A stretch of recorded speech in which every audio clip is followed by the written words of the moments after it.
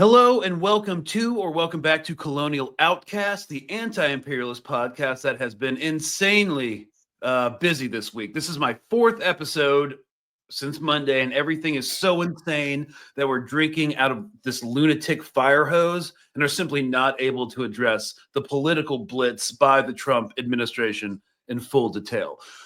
But an unstable West Asia security situation has global ramifications, and this talk about voluntary mass exodus of Palestinians from Gaza is unworkable, silly, and as detached from reality as anything else the United States has done in the Levant over the past 20 years. Why is this scheme doomed to fail?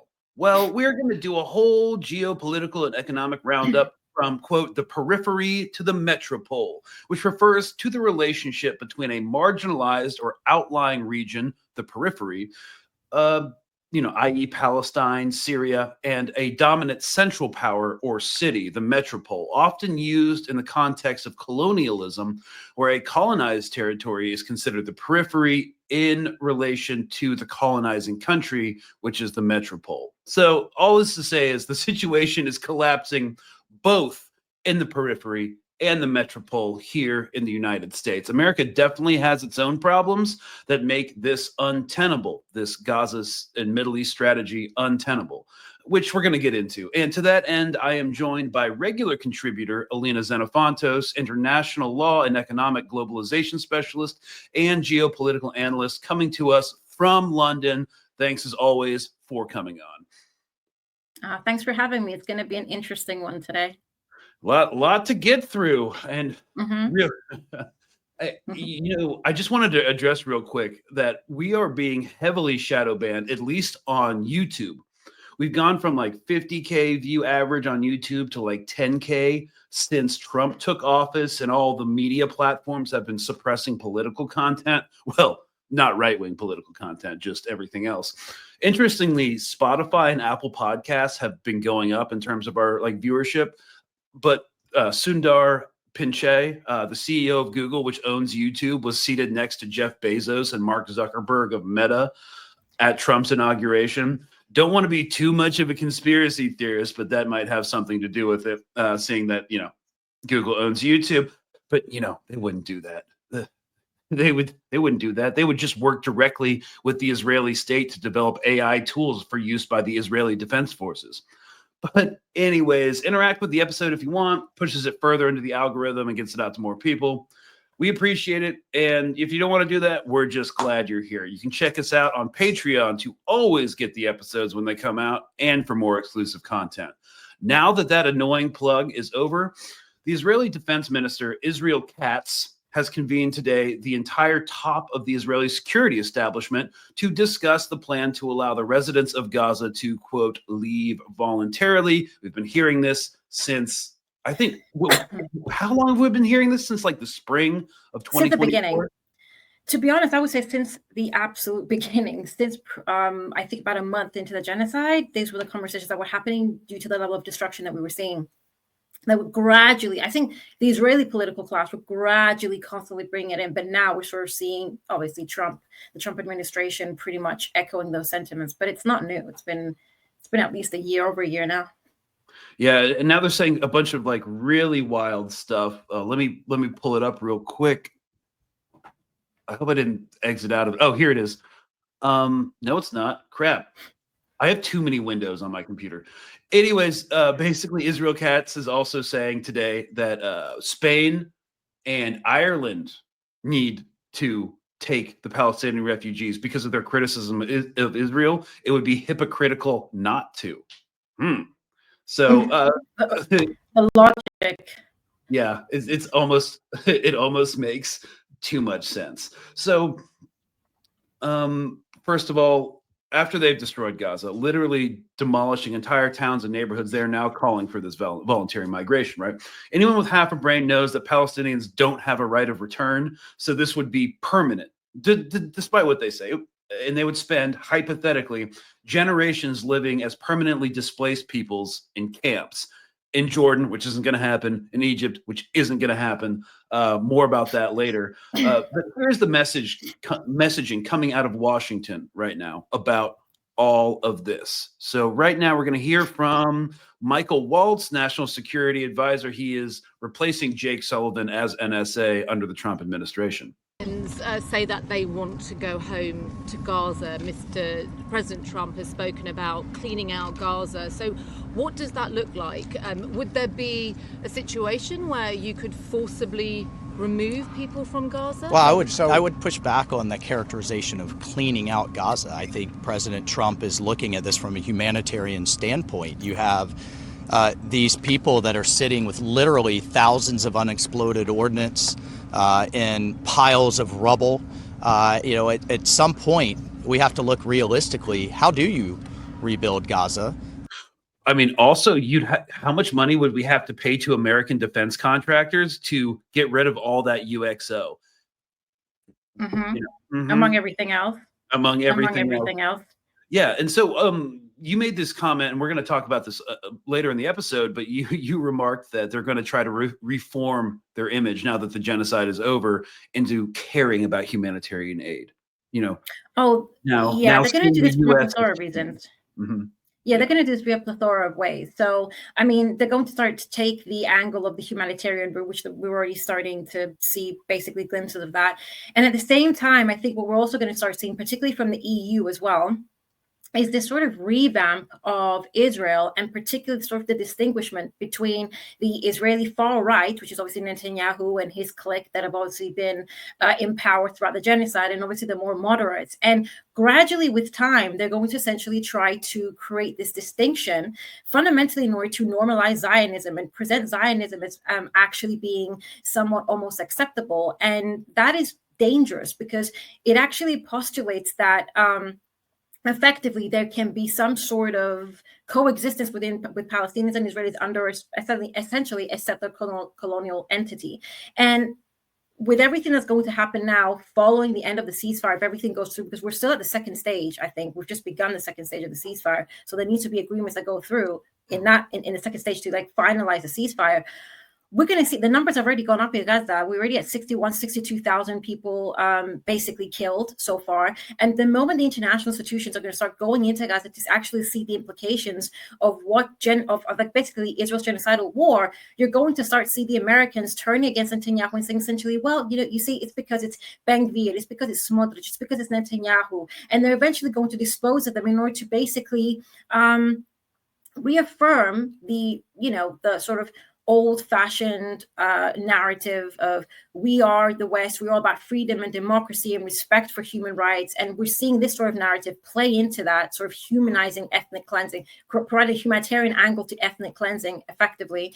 And at the same time, like I said, they're going to try and kick out Netanyahu and his clique, put in certain moderates, aka Zionists who are still settler colonialists, and therefore radical by default, and try to claim that, now Israel has been somewhat moderated and try to salvage the reputation of Israel as well as the West at the same time. But it's not plausible. I mean, the damage is too far gone at this point, but we're going to start seeing that. Yeah, especially with such a transparent narrative about Gaza. So here's Steve Witkoff. He's one of the guys who brokered the ceasefire deal between Israel and Hamas, and he is a real estate tycoon who's now serving in government. If you notice the theme, there's a lot of real estate developers in the Trump administration. This is him responding to comments about clearing out Gaza. Not to go back to their homes. That's how dangerous it is. There's 30,000 unexploded munitions. It is the buildings that could tip over at any moment. There's no utilities there whatsoever. No working water, electric, gas, nothing. Why, Steve? Why have all these points of civilian infrastructure been destroyed? God knows what kind of disease might be festering there. A good thing we bombed all the hospitals. So when the president talks about cleaning it out, he talks about making it habitable, and this is a long-range plan. They've dug tunnels underneath there that have basically degraded the stone that you make that would form foundations. Really? Tunnels that are 80 feet underground that can resist sustained bombardments from 200,000-pound bunker buster bombs? Yeah, sure, bruh. We have to examine that. You do it with borings. You do it with subterranean surveys. How long could that take? And this guy knows real estate. It's years on. Yeah, that's Michael Wall's NSA saying that Steve Witkoff knows real estate. Top of years, the disposal effort on in Gaza is, we estimate, 3 to 5 years just to dispose of all the things before you can look down beneath the surface of the soil, and then before you get a master plan done. And the president is intent on getting it all done correctly. Okay, yeah. So basically, we are seeing a lot of manufactured consent for the Trumpian Gaza redevelopment plan. And tens of thousands of people in America have been displaced in the Pacific Palisades that got burned down in the wildfires. So, like, if China wants to come in and develop it, like, couldn't we just like move those Americans and have like Mexico and Canada take them in? So we did an episode on this yesterday, just kind of a quick off the cuff ad hoc segment, because people were panicking, and very understandably so, when Trump said the U.S. will use any means necessary to like remove Hamas and redevelop Gaza, et cetera, et cetera. Again, this whole thing is pretty unworkable on its face, and it's embarrassing. With Marco Rubio, the new Secretary of State, coming up with some marketing bangers, he posted on X Tuesday that we need to, quote, make Gaza beautiful again. So we've gone from MAGA to now MUGBA. Make Gaza beautiful again. And I personally am glad to see this America First agenda really manifest itself in real time. Now, I follow a lot of veteran accounts with this like Captain America imperialist mindset, and they're talking about a Gaza-a-Lago, which is a play off of Trump's gaudy paradise Mar-a-Lago in Florida. And it's all completely stupid and insufferable. But on this podcast, I like to present what the other side is talking about. So all MAGAs aren't a monolith, but this is kind of like what's trending in that realm, all the pro-Trump people right now. So you've got Lee Greenwald's horrendous country song called Proud to Be an American, and then you have the Gaza Strip off the Mar-a-Lago Sea, and you've got like Walmarts and Trump Towers and Bass Pro Shops and a Buc-ee's, which is a Texas gas station chain, which I really like, but I don't want Buc-ee's associated with this. Yeah, it's just, I don't know. I was just kind of reflecting on this the other day, like, how can people still be buying the Kool-Aid with the degrading material conditions of everyone's lived experience in America? But like, I don't know what to do. Also, Lee Greenwald, not a great person to be doing this, because he was a draft dodger in Vietnam. So, you can bang the Patriot drum all you want, but that's kind of incongruous. So since MAGA, again, isn't a monolith, there's been a lot of backlash against this non-isolationist policy from certain corners, and a lot of cope from others. People are saying that Trump isn't just playing chess or 4D chess. He's playing like paradox, billiards, Bostroyan roulette, fourth dimensional hypercube chess, strip poker. So if you get that reference, you're awesome, and you get a golden banana sticker. But it's not paradox, billiards, fourth dimensional hypercube chess, strip poker. Okay, Trump is being a reality TV show star and saying things that drive ratings and create controversy and adjust from there. This was also kind of a shareholder pitch, and we all know that President Trump is easily influenced by the last person he talked to. But he'll talk to someone else and take a different position. There has been some supposition that he's just saying this to prop up Netanyahu's flagging far-right coalition and give him more time to Houdini himself out of the political mess he's in right now. But we're really gonna get into, again, the whole situation regarding this policy right now. So the U.S. is looking for isolation. So let's get into it. Elina, you recently published an article on her Patreon, which we're going to link in the description if you want to read the whole thing. And we are going to use it as an outline for this episode. This is awesome. Since I'm brain dead after this week, might be more of an interview form. To begin with, you write in this article, the reality is that the ongoing genocide in Gaza provided Western imperial powers with the opportunity to achieve several strategic goals. And of course, we've talked about this a lot, but I just kind of wanted to modulate this into the conversation of like why it's not entirely working. And I know there was like a huge blow and everybody was like really depressed after, the supply line that Syria has got cut to Hezbollah. But it's just now that that's passed and the emotions kind of settled down around that a little bit, it's just kind of clear that whatever's happening it's not going to work. Yeah, it's not sustainable in the long run. I mean, you have a situation in Syria at the moment where, I mean, effectively, there's still a lot of sectarian violence. It's not only continuing, but it's actually amplifying. You obviously then have the Kurds in the Rojava region who have their own agenda. Let's just say you have Turkey that's pretty much still occupying parts of Syria. You've got Israel now expanding its occupation of Syria rather significantly. It's taken very vital territories that I do think need to be discussed, because it plays well into what's happening in Gaza now at the moment as well, and Trump's position in Gaza. But the fact of the matter is there's a lot of sectarian violence. There's all these different groups in Syria that are rather unmanageable, even within HTS, even within the FSA, and then you've got the SDF, among others. And then although, yes, there's chaos being created in Syria, and that has impacted to a certain degree the intelligence hub and the supply line for the axis of resistance, and it's going to be difficult. I mean, we're also seeing a lot of violence on the Lebanese-Syria border between even the Lebanese armed forces and HTS, which is interesting given the fact, I mean, you've got Turkey occupying their territory, you've got Israel occupying Syrian territory, and rather than be combating Israel, they're on the Lebanese border doing what exactly? So this is creating a degree of chaos that both serves, I guess, the imperialists to a certain degree, because they did want to break the axis of resistance. This has been a long-standing plan since pretty much 2003, as you know, the infamous sort of taking out 7 countries in 5 years by, I think, by General Wesley Clark. He had made that statement. It was classified information at the time.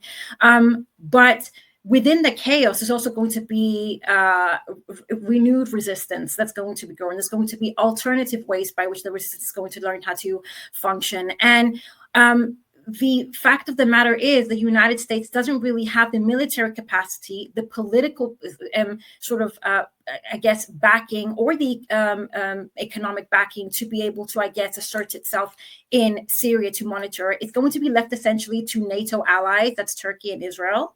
And then at the same time, I mean, you know, you've got the situation in Lebanon is still rather unstable, with Israel still occupying Lebanon as well. And so their plan to disrupt the axis, yes, has worked. It was a significant blow, but it hasn't destroyed the axis. And the chaos will be also an opportunity for other movements to inaugurate. And the United States doesn't really have, like I said, the military, economic, and political ability to be able to maneuver around that. That's why now they're fast pacing as much as possible to secure what they can. Yeah. And, you know, if you can't secure territory in Lebanon, do it in Syria. You know, they've taken control of a number of dams, 2 dams, and I think it's estimated about 40% of Syria and Jordan's shared water supply, which gives them leverage politically on Jordan as well. And the Syrian government recently installed. And there's been a big theme. I think there was this Zionist conference that we still have footage of from like 1919 in New York City, where, you know, they kept waxing on again about like making the desert bloom. So you remark on the control of water resources, then you remark on, of course, we've talked about this before at length, the occupation of Mount Hermon in the Golan region. It's the highest point, with one exception, in all of the Levant, and they're using it as a signal intelligence reconnaissance hub. So to kind of be able to monitor all of Syria and who's coming from a signal. The entire region. Yeah, the entire region. The entire region. Because it's the second highest point in all of Levant. If you basically place yourself strategically there, you're then able to better essentially control any sort of resistance to imperialist interest in the region. So, I mean, this by taking Mount Hermon, the reason the West isn't saying anything is because it ultimately serves them. And the situation as well with the occupation of like more water reserves in Syria is actually a rather significant one, because it's really playing into what's going to be happening in Jordan as well. Like you said, one of the main strategies of the Zionist sort of of movement from the 1919 onwards was to occupy as much water as possible, to take all the water reserves of Western Asia, which is a territory that struggles in terms of water supply. Even Cyprus, where I'm from, we have significant water related issues, which Israel is also coming in to help, but that's another story. The fact of the matter is, water is fundamental to a country's economic prosperity and growth. And it's pretty much, and I outlined this in my article as well, it's pretty much as valuable as oil and gas in terms of developing your economy, developing your agriculture, and essentially being able to become self-sufficient. And the fact of the matter is that Israel has had a policy of essentially occupying the vast majority of the water. They obviously occupy the water reserves and water that belongs to Palestinian territories. They've now taken pretty much 40% of Syria's water supply. They've been purposefully, I guess, appropriating Jordan's water supply, making Jordan the third poorest country in terms of water in the world, and that has had a detrimental impact in its own economic prosperity. And one of their other goals that they've always had, and Ben Gurion had also stated, is the Litani River, which is another reason why they're refusing to leave, I guess, the south of Lebanon. And beyond the fact as well, they want Hezbollah to obviously be dismantled. And that's obviously going to be proved incredibly problematic because Hezbollah is incredibly powerful. Yes, they've been issued blows, but they're still the most powerful military force in Lebanon, but also the most powerful paramilitary force in the world. And they do have a very strong political sort of backing as well in Lebanon. And so, but one of the reasons as well, the United Nations sort of Resolution 1701 serves Israel so well is that if we see a dismantlement, ideally, right, this is within like what Israel would like. If we see dismantlement of Hezbollah south of Lebanon, essentially you would have a pretty much defenseless state because the Lebanese armed forces are incredibly weak, and the political establishments in Lebanon are also rather weak. Hezbollah, again, is the only holding sort of power. If that was to be dismantled, you would have easy access to the Litani River, which, like we've said, Israel has vast said that they would like to take, because if they take that, you have essentially economic control, and that you're able to then weaponize over your neighbors. And that is fundamental as well within the scope of imperialist interest, because if you have weakened states to the degree that they have no ability to defend themselves economically, politically, and therefore militarily, you're then able to exploit them. And that's what we're also seeing now with Jordan, because it's such an impoverished country, in large part because of all the resources that Israel has been systematically appropriating, that they've become largely dependent on like programs like US aid, which we're seeing Trump essentially cutting off now, which is going to then become a means by which to, I guess, politically blackmail Jordan into some form of submission, which won't pan out anyway. But yeah, the entire expansion that we're seeing by Israel at the moment is very strategic. It's not going to be sustainable because they don't have the military capacity to basically uphold it. But that's why the United States also needs to basically have more foot on the ground at the moment. But again, that's also not going to work. Yeah, and one thing, so controlling Syria, yeah, they kind of won a strategic victory in the entire region. Basically, Western hegemony, imperialist hegemony has been established, at least for the moment. That doesn't mean it's ironclad. There's a lot of problems with that right now. And speaking of Jordan and coming back to this Palestine issue, you mentioned cutting USAID. I think everybody's now read up on that and is familiar with the department, the organization, how it's historically been an arm of U.S. soft power and imperialist control, from leveraging aid for mineral rights and military bases in the region to funding pro-regime change or opposition groups through NGO cutouts in countries against governments that we don't like. So yeah, there was 2 exceptions for USAID, for foreign aid going out, and that was to Israel and Egypt. And Egypt is interesting because Egypt is in dire economic straits, and Egypt is incredibly strategically important to the United States, and we don't want anything to risk shutting down traffic through the Suez Canal. And so when we look at Egypt and Jordan and the displacement of Palestinians, first of all, Jordan cannot absorb 500,000, 0.75 million permanent, multi-generational refugees in its country. There would be a public outcry. People with with the actual Palestinian population in Jordan would become very adversarial towards the government. It could spark an entire unrest throughout the region and throughout all these dynastic monarchical governments that are like comprador to Western interests in the region, right? So they can't do that politically. They have signaled that Jordan, and this is Middle East Eye reporting, Jordan is ready for war with Israel if Palestinians are expelled from their territory. So this was from yesterday. Jordan is ready to declare war on Israel in the event that Prime Minister Benjamin Netanyahu attempts to forcibly expel Palestinians into its territory. The warning comes in the wake of repeated statements from U.S. President Donald Trump that he would like to see Jordan and Egypt taken Palestinians. Obviously, we've talked about this. So well-placed sources in Amman and Jerusalem told the Middle East Eye that the last thing Jordan wants is war and is eager for a peaceful solution. But they are adamant that the Jordanians will close the border if refugees begin to cross into the countries. If the Israelis seek to reopen it, that would be a casus belli, cause for war, one source said. The Jordanians are under no illusion they could win a war with Israel, because they can't, but believe they would have no choice but to fight because it would irreparably destabilize the entire country, perhaps causing a collapse of the government. Exactly. So there's multiple reasons for that. First, as we've established, Jordan is an economically poor, relatively poor country. It's a periphery state. It's a country that's become completely reliant on the on the imperial core. I mean, it was a former colonized country. It never became decolonized. Essentially, even the monarchy is a relic of the British colonial powers that essentially established the monarchy and the dynasty in both, actually in Jordan, in Syria, and Iraq.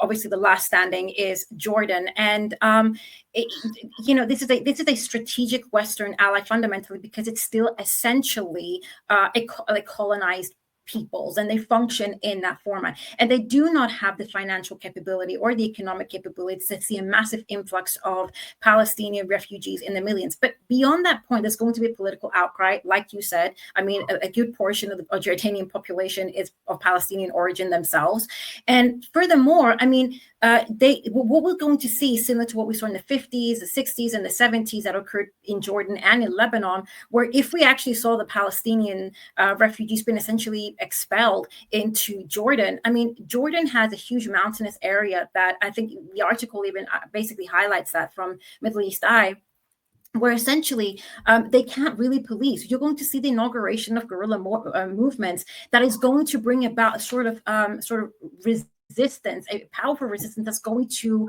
essentially consistently go to war with Israel, but also probably try to overthrow the monarchy. So from the context of the monarch, he understands, the monarchy generally in Jordan, that if there is an influx of Palestinian refugees into Jordan, we're going to see a sort of political and economic upheaval that's going to bring about guerrilla warfare. We're going to see probably the potential coup, the overthrow of the monarchy, which from a socially progressive perspective wouldn't be a bad thing. I think we need to see the elimination of the monarchy in Jordan. It's been far too long. And the only reason it's this long is because every time there has been some movement against against the Jordanian monarchy, it was actually the British and even Israel that aided its essentially its preservation. So that it would be absolutely catastrophic for Jordan for that to happen. But then at the same time, this means that the West lose a key ally in Western Asia. And I think it was in the summer as well. I think a major NATO base or like headquarters was opened in Jordan. I mean, this is going to be significant. So you don't want that to happen. So here we are. We have the Trump administration essentially stating that they want to coerce Jordan to accept a substantial amount of Palestinian refugees, and they're using USAID to, I believe they're going to use USAID to coerce her into accepting these refugees. But this is going to create another problem that they then have to handle, and more chaos in the region. Greater probably resistance factions are going to be established. And like I said, the United States doesn't really have the capacity to manage all of this. Yeah, and one thing about another reason why Jordan doesn't want to absorb. You mentioned the counterinsurgency operations in the mountains that they would have to run potentially. You're absorbing a lot of angry young men from Gaza who see your government as completely compromised and abetting Israel. So that's kind of a problem I don't want in my own home country. And also, I just wanted to bring up the factoid. It's not really a factoid, but the Hashemites, the Jordanian monarchy, are also the custodians of the Islamic and Christian holy sites in Jerusalem. Any move to demolish the Dome of the Rock or Al-Aqsa Mosque to build a third Jewish temple, a cherished aim of Israel, will also be considered a casus belli. Sources also told the Middle East Eye. And, this is just a mess of Trump's foreign policy, because now you have Pete Hegseth, the completely unqualified DUI hire for Secretary of Defense. He identifies as a Christian evangelical. He's recklessly called for the building of a third Jewish temple on the site of Al-Aqsa Mosque in Jerusalem. So it's a big mess. Everything's chaos, but like we knew this. We knew this from the first Trump administration. So moving on to Egypt, I think we can like wrap Jordan in a bow, like why the political problems of them accepting Palestinian refugees and why they literally can't. They're at the point now where they're like, we will lose against Israel, but we can't not resist this. And so the only thing that I was going to add is that this is going to affect normalization as well, because I mean, Trump wants to reinstall like the Abrahamic Accords, which are basically completely destroyed, at least contextually, with everything that's happened since October 7th. So if he was to begin as well expelling Palestinians into Jordan, that's the Abrahamic Accords out of the window, which means normalization for Israel within the region will cease to exist. So that's counterintuitive and counterproductive to the Abrahamic Accords from the get-go. And this is obviously then going to play into the objective, which we'll discuss later on, Trump's main goal, which is normalization with Saudi Arabia, which is fundamental to the preservation, obviously, of the imperialist sort of global hegemony. So, but then we could talk about Egypt and then we can get into that. But like normalization as well will be tarnished if he continues pushing Palestinians into neighboring states. And then he's just completely destroyed the Abrahamic Accords. And that's going to manifest into the relations between Israel and Saudi Arabia as well. Yeah. And everybody knows that Trump hates BRICS. He hates it. So he needs normalization to happen. So, yeah, I just want to say one thing about Egypt. A lot of the same issues for Jordan exist for Egypt when absorbing a large, angry, multi-generational refugee population into their country. Also, they would have to be put in the Sinai, most likely. And they're still fighting a low grade counterinsurgency against Bedouin militias there. And going into the Sinai is not going to make those people happy. So they'll have also internalized violence amongst their own populations just right off the bat. It's a mess.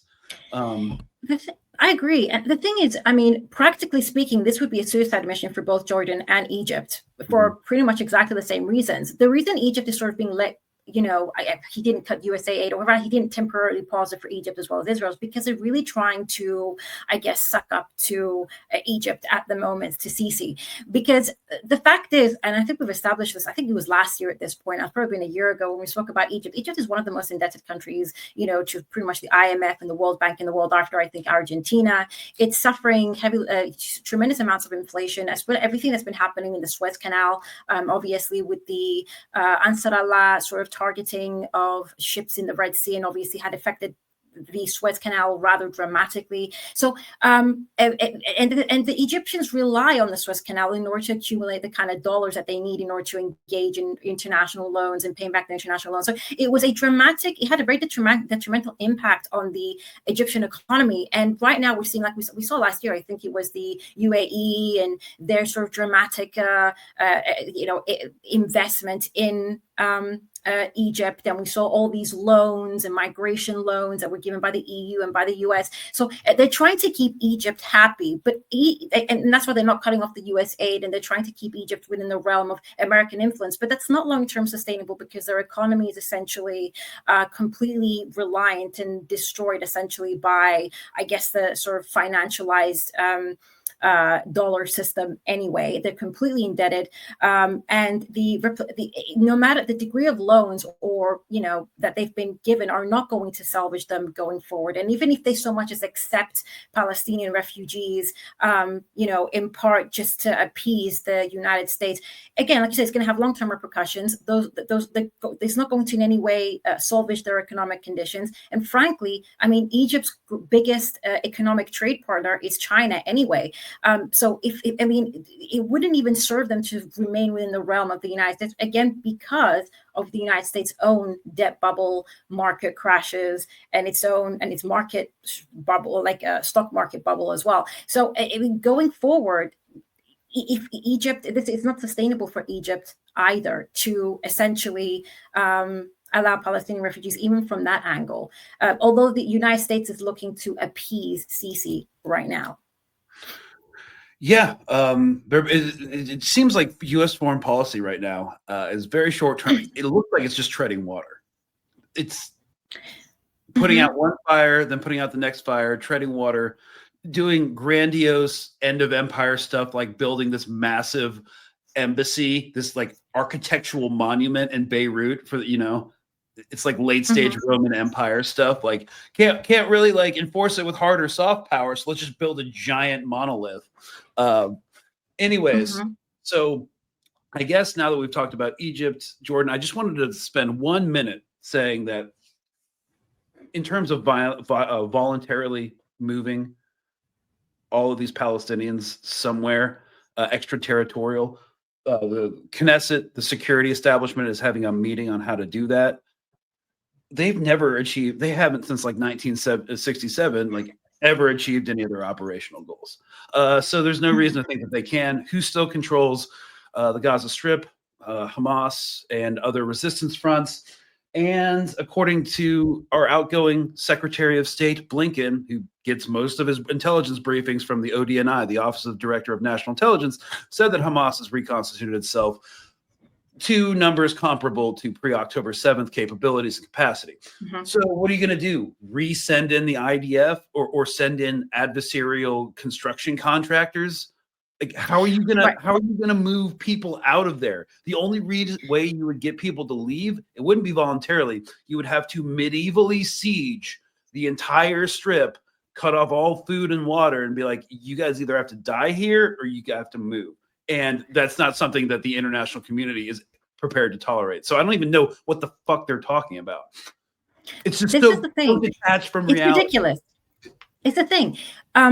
First of all, like you said, Gaza is a hostile environment now. For anybody who is going to even try so much as think of establishing full-on military occupation, whether it's the United States, whether it's Israel, pretty much the same thing at this point. It's a hostile environment, like you said, full of very angry young men who are willing to essentially kill. They have seen the worst of it. These young boys have lived through one of the most barbaric genocides of this century, of the modern era, quite frankly. So it's already a very hostile environment that nobody's actually going to be able to work with. That's the first point. But the second aspect behind it as well is that the Israeli occupation forces, they're currently still in Lebanon. They're still even destroying territories in the south of demolishing houses in the south of Lebanon. They haven't actually adhered to the 60-day ceasefire at all. They're also expanding now greater territory that they're trying to secure in the chaos that is Syria. And you have a situation, if we recall, like even a couple of months ago, even up until December, where the vast majority of reservists are not responding. I think 80 to 85% of them were not actually answering calls to go back to serve to the IOF. There is wartime fatigue.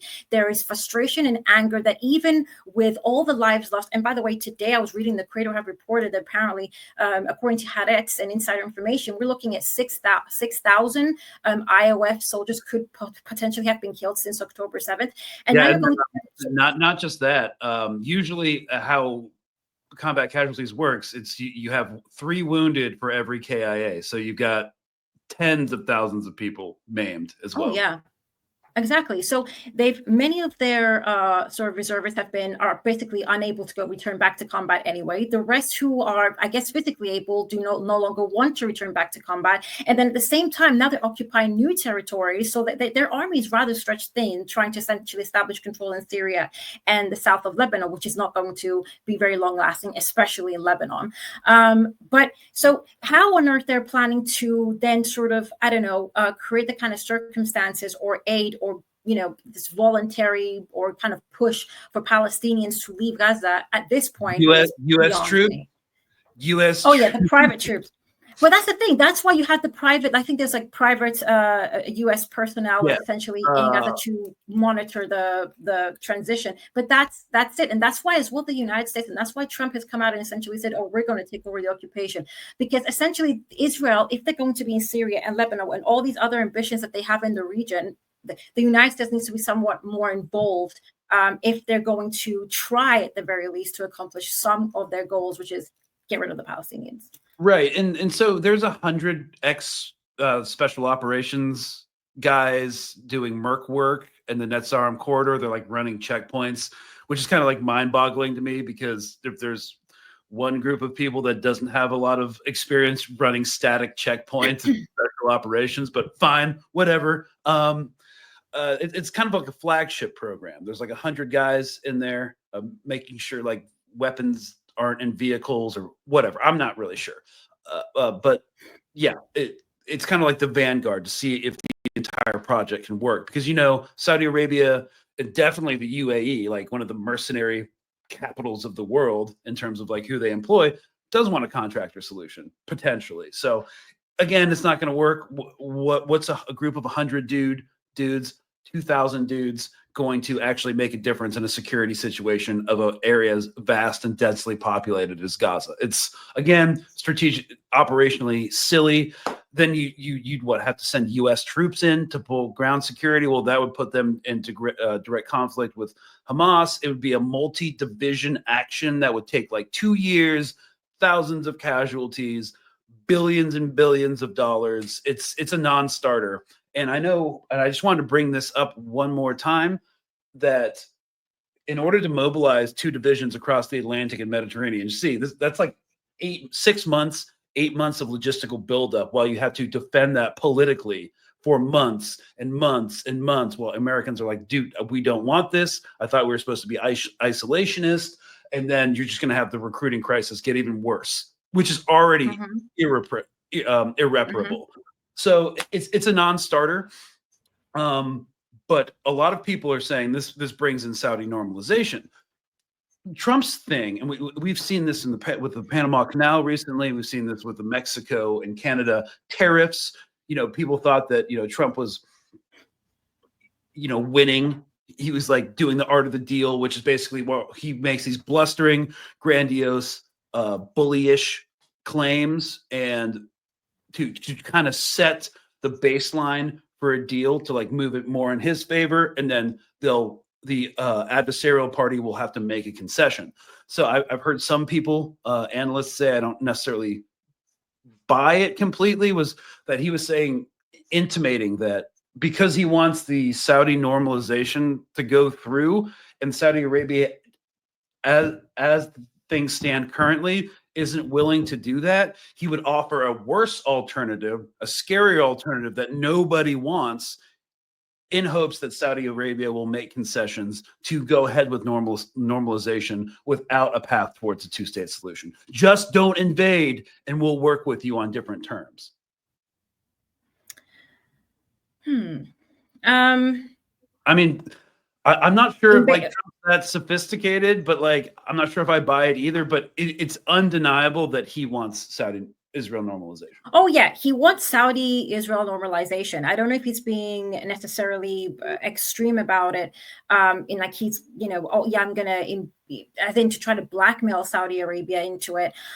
I think what my interpretation is this. I think what Trump is trying to essentially do is get rid of the Palestinian problem. At the end of the day, the Palestinians have always been a splinter to the imperialist project in Western Asia, because they're always going to resist. And from the moment they're always going to resist, it's going to create a lot of sort of political backlash internationally, but also particularly within the sort of local Arab states and the neighboring states, which will always prevent Israel from being normalized. So he's trying to get rid of essentially the Palestinian problem, which you can't get rid of the Palestinian problem. That's what's established. You can just, even if you expel them, you're still going to have a Palestinian problem, and it's economically and politically impossible to do. But what he's trying to do is try to get rid of the Palestinian problem, and like I said, at the same time, give Israel a degree of space to try to restore, I guess, its reputation to a certain degree. Again, that's also impossible. It's too far gone. It's too damaged. And the only way by which to try and do that anyway is to get rid of Netanyahu, etc. But when it comes to normalization with Saudi Arabia, this is okay. It's a bit complicated. It's, first of all, the United States is seeking normalization with Saudi Arabia because Saudi Arabia at this particular, historically has been the foundation by which, I guess, the United States, or like the ruling class, let's just say in the United States, has been able to assert its global hegemony. By establishing 50 years ago these agreements between, I guess, backdoor agreements between Saudi Arabia and the United States to essentially exchange or trade in oil. And again, Saudi Arabia is an oil pumping machine. It's an oil giant. It's part of OPEC. Just by that alone, it can easily define and impact the global economy based on its own just basically production levels. At the very least, it's also very geostrategically located in Western Asia in terms of even the establishment of trade routes. So it's a very significant partner to have. And when 50 years ago, Saudi Arabia had essentially reached this agreement saying we were only going to trade in the dollar currency, it just became another pillar by which effectively, people, it just amplified the need and rather legitimized the dollar as the global reserve currency. And that matters because essentially by being the global reserve currency and needing it so existentially to be able to exchange trade in oil, gas, and any sort of financial interfinancial agreements and loans, etc., it means that you need to be purchasing it. It means that there is it creates a perfect circumstances by which international actors and states will basically invest in the U.S. Treasury market, in U.S. stocks and bonds, essentially, which then help balance the deficit of the United States, essentially funding the United States imperialism abroad. Because if it wasn't for that, the United States would not be able to balance its deficit. They needed that money. They needed that sort of recycling of wealth into their sort of U.S. Treasury. And Saudi Arabia played a massive role in that, not to mention that at the same time, the Saudis themselves also, especially 50 years ago when the oil boom had actually occurred, there was so much abundance of wealth that Saudi Arabia had effectively made.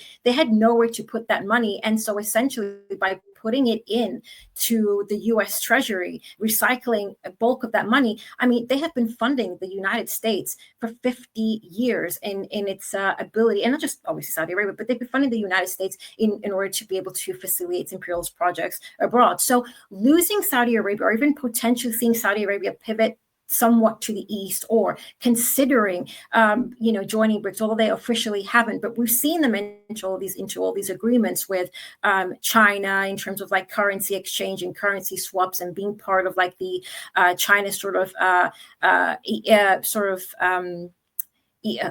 e-currency as a project that they're currently working on. Also, they've aligned with Russia on multiple occasions when it came to the OPEC plus sort of production and the production rates of oil and gas, so as which didn't really favor the United States at that point. So we're seeing Saudi Arabia sort of playing both sides. It's both hot and cold. Yeah, they are definitely playing both sides. And I kind of want to focus on just kind of make it more simple for the audience. Just I think it can all be reduced to Trump's adversarial position towards BRICS, because that's what it is. Saudi Arabia is playing both sides. They're saying who will come out on top. It's not looking that great for the U.S. right now. We have a massive loss of soft power by cutting U.S. AID. It gives China a great in towards becoming the leader, the top provider of foreign assistance globally, which position the U.S. has inhabited for a very, very long time. They also have their global infrastructure program, the Belt and Road Initiative, and I can definitely see China pivoting more to court Saudi Arabia and other actors within the region, because if you were paying attention to the Panama Canal drama, it seems like Panama is now going to allow their contract for the BRI, the Belt and Road Initiative, to expire. And because the U.S. is still able to kind of wield its influence way more in the Western Hemisphere than China ever could, at least at this point. So Panama had to let that contract expire because Marco Rubio just traveled there. And I can only imagine what threats he levied behind closed doors at the government. The Panamanian government, which we've discussed, has its own problems, but we're not going to get into that. So yes, Trump has made a bunch of statements saying, like, if BRICS tries to de-dollarize, he will tariff every BRICS country, which is insane. Yes. It's obviously not going to happen, but no, part of his preoccupation with the Israel Saudi normalization deal is to directly, and you mentioned this in your article, combat the rising influence of BRICS and the multipolar world order. It's by locking Saudi Arabia firmly within the realm of the West's influence. And the way that they plan to do that, and this was the same under the Biden administration, and we're seeing the same now under the Trump administration. And I think even Blinken had basically outlined the three sort of criteria, or actually just boil it down to two, by which Saudi normalization would happen. And one is essentially entering into security and defense agreements and cooperation between the United States and Saudi Arabia. And the second would be Saudi Arabia demands nuclear cooperation as well. But this creates a fundamental problem. And the fundamental problem, but this is the only way but normalization would happen. And the fundamental problem is effectively Israel won't accept that. So you have the United States that wants normalization between Israel and Saudi Arabia, but Saudi Arabia's demands, because obviously you want Saudi Arabia and Israel both to not only normalize relations between them, but it actually favors the United States to have that, in terms of like asserting their imperialist interest in the region. But then this is the problem. Israel does not want any other country in Western Asia to threaten its own military supremacy within the region. I think it's called the qualitative military edge, and this has been sort of a long-standing tradition of Israel and also the United States policy to make sure that even when they're establishing relations and defense cooperation with other countries in Western Asia, they must make sure not to send any of the neighboring Arab states military weapons and infrastructure that in any way would threaten or are more powerful than that Israel has. So if you're looking now at Saudi Arabia establishing these very intricate sort of defense and security treaties with the United States, which is and they have very particular demands. And then looking at nuclear cooperation, when we're looking at the capabilities, therefore establishing what nuclear weapons. Israel will not accept this. Israel wants to be the dominant force in the region. So this is a very difficult thing to accomplish, because Israel's demands and Saudi Arabia's demands are sort of in antithesis with one another. And then, of course, you have Palestinian statehood, but we'll leave that to aside because Saudi Arabia is not fully to be trusted. But then that's the thing. If there's not enough incentive for Saudi Arabia to accept right now security and defense agreements with the United States, if it's not in any way going to be something very substantial, they want nuclear cooperation. And this could also start a nuclear arms race in Western Asia between Iran, Saudi Arabia, and Israel. And all for what? They might not even get what they're looking for. I'm talking about Saudi Arabia right now. And simultaneously, the conditions would be that Saudi Arabia is then not allowed to engage in economic trade and cooperation with states that will threaten the United States national security interests. That would be China, and China is Saudi Arabia's number one exporting partner by double the amount of the United States, which ranks in second. And also China is a much more stable economy. It's an industrial powerhouse. They're also now looking to, everything which happened with DeepSeek and like the stock market crash, I mean, it's completely going to mean possibly revolutionize the tech industry going forward. And we know that Saudi Arabia is looking to diversify its economy with the establishment and creation of the e-city that they also had envisioned in their project 2030. So there's all this, it's a very complicated sort of thing. It's very nuanced. I mean, whether they can achieve normalization, it would require Israel making a lot of concessions that I don't see Israel making. They will never accept Saudi Arabia achieving any sort of military power with them. And then Saudi Arabia is going to turn away all the other sort of potential that it has with China for that. I mean, there's a lot to unpack there. Yeah, I mean, there is. It's just I say this is not a political situation that's going to get resolved anytime soon. Especially with, and it's not just that, like Saudi Arabia is not to be trusted because, of course, they play both sides of the fence. They don't really care about Palestinians, but still, you know, Israel, one of the reasons why it's been able to give itself like an insurance policy against so many Arab governments in the region is because they have security agreements in terms of like spyware, espionage equipment, now AI targeting programs that, you know, the Saudi government uses against political dissidents in its own country, and it relies on that. It relies on hardware updates. It relies on software patches and updates for all this stuff like that. And this is kind of reminiscent of how the United States controls certain regional players as well by giving them U.S. planes, U.S. armored personnel carriers. It's like, oh yeah, you can buy this from us and you can use this from us, but like you need our replacement parts. And if you piss us off, you're going to, you know, not get those replacement parts. And then you're going to have a fleet of dead trucks and a fleet of dead planes that you can't use. So it's just another lever of control that Israel has on the Saudi government as well. And then the Saudi government can't afford to be like, look overtly anti-Arab by saying, you know, screw the Palestinians. We're going to normalize with Israel anyway. So they're currently threading a lot of different needles right now. And the political situation isn't going to get solved. And the Trump administration doesn't seem to be willing to put any collar on Israel. I think we've mentioned the deal that Trump most likely struck. Give me a ceasefire in Gaza and I'll give you political cover to do whatever you want in the West Bank. Over the past 15 days, they've displaced 20,000 people in the West Bank. So yeah, that's kind of what we're looking at right now. The other thing I wanted to bring up as well is also we have to always remember to look at the political and economic situation as to what's happening in the imperial core, which is essentially, I mean, like I pretty much said, final segment. Yeah, because yeah. Fundamentally, I mean, just to like brush over it, but effectively, I mean, you have the United States is in, you know, a debt, 36 trillion debt. They have to pay annual interest of 1 trillion, and just to sort of even pay that back, it creates more deficit, therefore requiring even more debt. And that's, you know, so you have this debt bubble that's about to implode. You have at the same time, then you had also like effectively the stock market in the United States, which is essentially was held together by the overvalued and overpriced significantly the tech industry stock prices, which were holding the stock market together and inflamed it to the point in order to preserve like this, or to give the image that there has been this growth in the country's GDP, like an economic prosperity. But actually all of the vast majority of the so-called economic growth that the United States has experienced in the last several years is essentially debt creation, which is calculated in the country's GDP, as well as their overpriced and inflated stock market prices, which with everything that's now happening with China and DeepSeek, and we're seeing like a competition, which China is now giving the United States very strong competition on tech, which it has monopolized and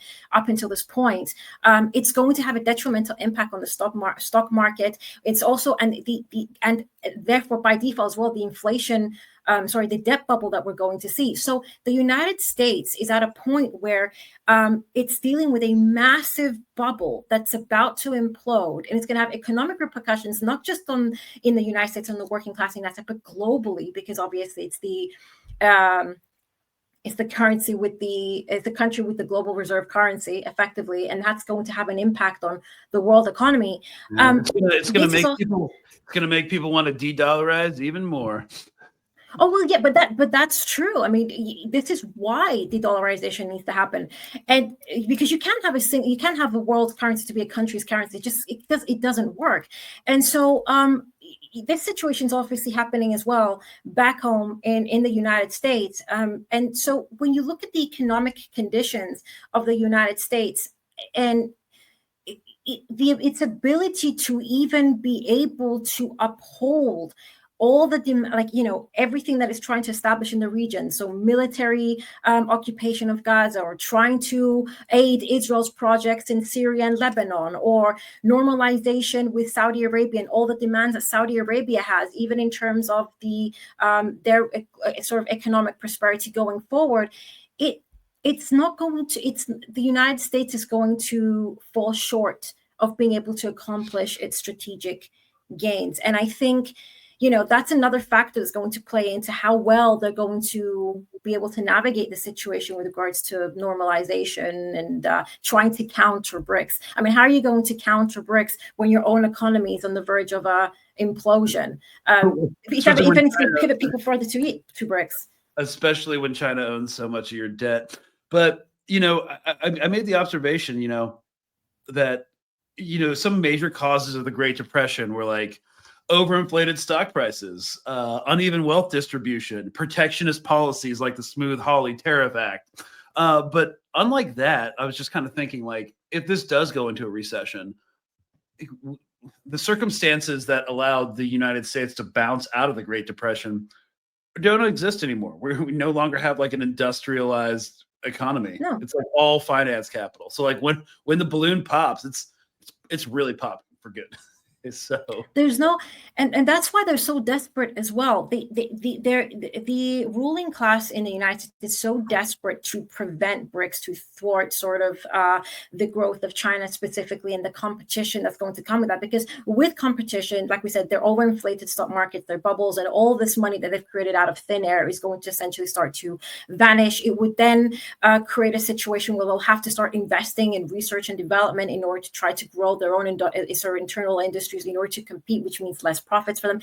But rather than do something like that, which means acceptance that, like Western imperialism is, I guess, a dying phenomenon, they're going to try everything that they can. And that's the other aspect we have to remember here. They're going to push with every bit of desperation that they have to assert their global hegemony in these projects abroad, whether it's, funding Ukraine, because we've still got the Ukraine war going on as well. That's more money that's going on. And there's no solution to that. Trump can go on and on all he wants, but there isn't going to be an easy solution to that, because Putin has, his own sort of stronghold there. But that's another story. But you've got you're going to be funding Ukraine. You've got Israel that you're still funding. You've got to somehow control Syria.